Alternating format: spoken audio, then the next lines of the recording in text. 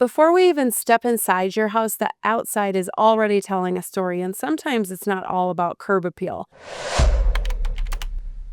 Today, we're here with Hans Coleman with 5281, a step above inspections. And Hans is going to tell us some interesting things that you should be looking for or maybe aware of, whether you're buying or if you're already a homeowner. So let's get started. All right, the exterior and the structure. So when you get to a home, what are the first things that you look at on the outside of the house? Typically the siding and the roofing material.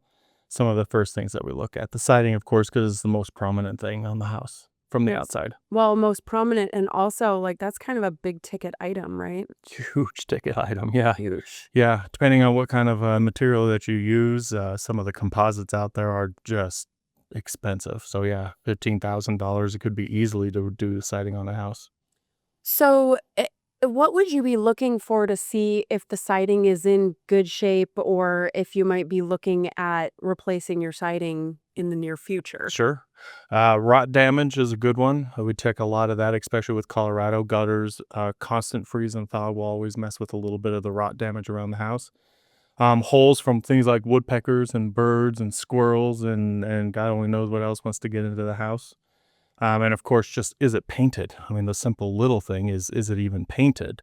That paint layer actually provides a protective covering against, again, water, moisture, that kind of stuff from being able to get inside and start rotting that wood.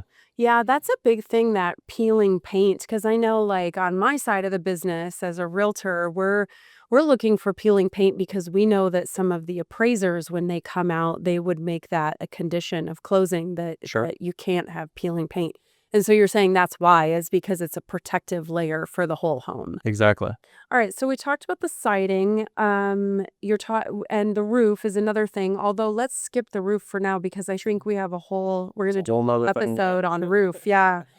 Um, what about grading? How can someone tell if grading is a problem, or what is it supposed to look like? Tell us what it is first. What is grading? Well, grading is from the house foundation.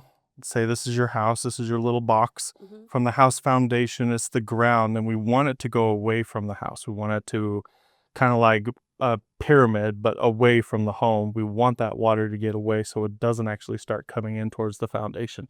Start causing you issues like the good start to find out if you have bad foundation or grading is going to be efflorescence. You're going to have a lot of efflorescence around the side, and that's just like a powdery form that you'll see on the inside of your concrete. It's just like a white powder. You can brush it off, and that's how you know that moisture's starting to penetrate that concrete wall. What?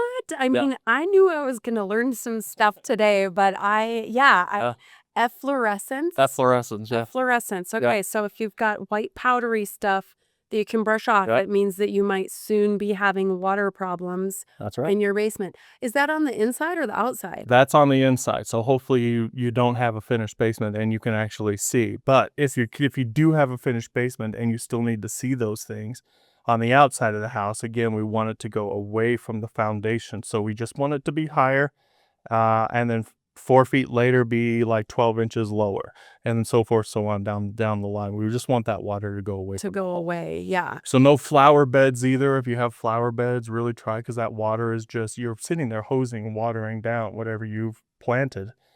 So it'll be good to get that away from the house because, again, we don't want water next to the foundation. Yeah, I know everybody knows about curb appeal, right? So they're always trying to make things pretty. And I Right. can't tell you how many houses that we go to that, the seller or the homeowner or the seller has been making things pretty, and they make these little flower gardens right up next to the house, right in the foundation.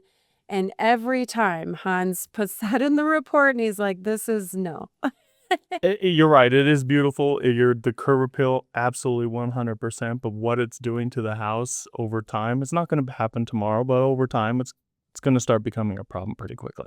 Yeah. So, okay. So the grading, we want water going away from the house.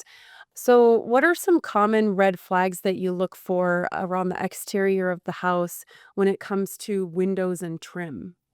Rot damage again. And the windows themselves. The biggest thing is really rot damage and paint on houses that really aren't painted.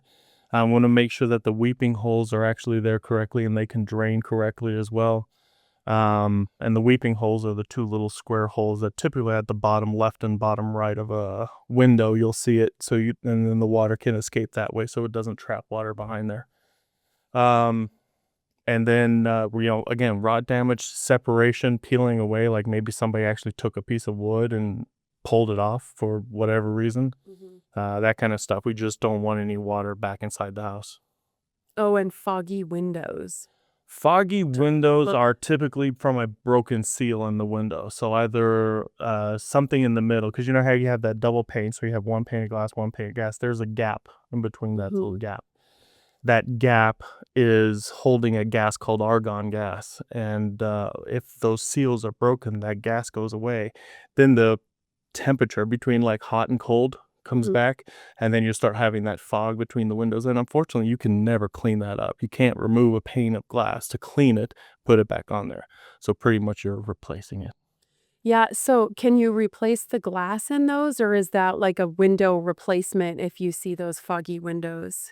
Realistically, it should be a window replacement, but yes, it's called reglazing. People do that all the time. It's the cheapest, quickest, easiest way Oh, so you to can fix have it. something. You can, but it's could. not going to be the same. Yeah, Okay, so you can have it sealed back up, but your recommendation is just to get a new window. that's probably the better idea to go with. Yeah. Yeah. Okay.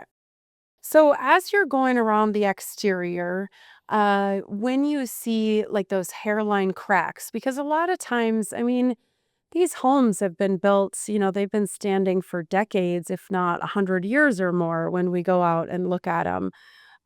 So some of them have cracked, right? So talk to us about, when is that a problem and when does it just kind of look like normal settling? Right. So especially in Colorado, we have clay. Like if anybody's dug down like more than 3 feet, you know that it's clay because it's really hard, and that is what expands and contracts and expands and contracts, and that'll give you some hairline cracks. It is an indication that there is a possible problem to come. However, hairline cracks we pretty much just ignore. Not that they can't be reported on. It would be a good idea to seal them up with a special type of caulking, but we really do just ignore them. Hairline cracks, it just happens. I mean, houses shift, things move. It's okay. Nothing's perfect. It's so annoying. Yeah. And the vertical ones are the ones that we just look at quickly and and move on. It's the big horizontal cracks that we're really worried about. That's when things are an issue. Oh, well, and I know we have a whole nother episode coming up on structural stuff, so I'm sure we'll get into that a little bit more. Yep. But what I heard you say was that if you've got like a vertical hairline crack, you should fill it up, but also not much cause for concern. Yeah, fill it up from the outside that is causing the issue. Yeah. Okay. Let's talk about decks and railings. So we're walking around the outside of the house. We're kind of checking to make sure everything looks cool. What about decks and railings? What are you looking for? Yeah, so decks again, great. Being that a lot of the decking is a horizontal surface, so rain and snow will sit up on there and will melt, and it'll take a long time to get rid of. So again, we're looking for yet again rot damage due from moisture damage. And then of course safety issues. I mean, just in general, safety issues. Is the deck itself, if it's raised, is it bolted to the house? Do they have a handrail? What direction does the handrail go? Does the handrail have horizontal supports for the spindles, or are they actual cool little spindles themselves, the little 2x2s? We want to make sure that kids don't have the ability of using it as a ladder, so horizontals are not really okay, because a kid could use it as a ladder and just jump off. Whereas the vertical ones, they can't even squeeze through because they should be no further than 4 inches apart. So hopefully they can't even squeeze through that to be able to fall. How many code things do you think have come into being because of kids? All of them. Probably all of them, yeah. Or some drunk adult. Kids and drunk adults. Yes. That's how we're getting our codes. Okay. So you touched on a lot of stuff with the deck. So I didn't even realize handrails could go different directions. Are you talking about? Yeah, you've seen those wired spindles? ones? Yeah, so the spindles, The Not little the 2 actual bolt teeth. handrail. No, not the handrail that you put your hands on. Oh, okay. So you're talking the about supports for the handrail. whether they're vertical or horizontal. Yeah, okay, got it. Right. So we want the vertical ones that are spaced no further than 4 inches apart. Some are like this, some are like this, some are whatever, but it is right no more than 4 inches apart on a raised deck. Yeah. On a deck So- that's sitting on the ground, it kind of doesn't matter. You have 27 inches before it becomes a code thing. And as a buyer, I mean, if you're looking to buy a home, and it doesn't and it's not up to code with the vertical spindles that are 4 inches apart, at that point, you know, that's nothing that, like you said, inspectors don't kill deals, houses kills deals. But at that point, it would be up to the buyer to decide, you know, if they felt like that was a deal breaker type of issue. Yeah, home inspectors were only really allowed to kind of tell you what's wrong with the home and what's more or less a safety issue. So yeah, ultimately it's the buyers. It's you guys that essentially make that decision on, is it worth continuing moving on, possibly knowing that the homeowners may or may not fix it. So if they say yes, great. If they say no, then you get to renegotiate and figure out what your next step is. Hans, fact or fiction, hairline cracks are an issue. Fiction. Hairline cracks are not an issue. Houses are just generally going to settle. It is just the way that it is. It's just going to happen in Colorado. All right. And what if you want to fix your crack? Get some cuck. Yes. Okay, now tell us seriously though. Tell us when is a crack an issue? Crack is an issue when it's a big, well, typically bigger than 1/2 of an inch, and it typically goes horizontal. We don't want to see that. Horizontal cracks are bad. We'll have a totally different conversation if we see horizontal cracking. Okay. All right, good.